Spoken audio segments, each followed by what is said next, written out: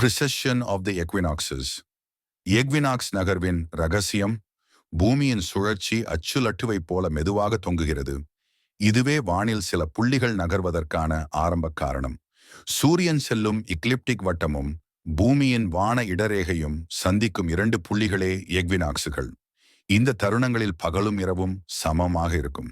வடக்கு அரைக்கோளத்தில் இது ஆண்டுக்கு இருமுறை மார்ச் 21 மற்றும் செப்டம்பர் 23 நடைபெறுகிறது. பூமி சற்று தட்டையாக இருப்பதால் அதன் சமதள பகுதியில் சூரியன் மற்றும் நிலாவின் இழுப்பு சக்தி அச்சை மெதுவாக முன்னேறச் செய்கிறது. எக்வினாக்ஸ் புள்ளிகள் ஆண்டுக்கு சுமார் 50.4 வினாடிகள் 50.4 அளவுக்கு மேற்கு திசை நோக்கி நகர்கின்றன. முழு சுழற்சி காலம் 25,772 ஆண்டுகள். கியோமி 2ஆம் நூற்றாண்டில் கிரேக்க வானியலாளர் ஹிப்பார்கஸ் தான் இதை முதலில் கண்டுபிடித்தார். இந்த நகர்வால் டிராபிக்கல் வருடம் பருவச் சுழற்சி வருடம் மற்றும் சைட்டீரியல் வருடம் நட்சத்திர வருடம் வேறுபடுகின்றன. வசந்த எக்வினாக்ஸ் ஒரு காலத்தில் மேஷ ராசியில் இருந்தது.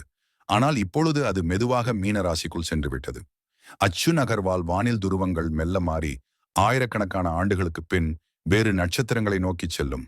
இயற்கையின் மெதுவான ஆனால் அற்புதமான வானியல் நடனம்.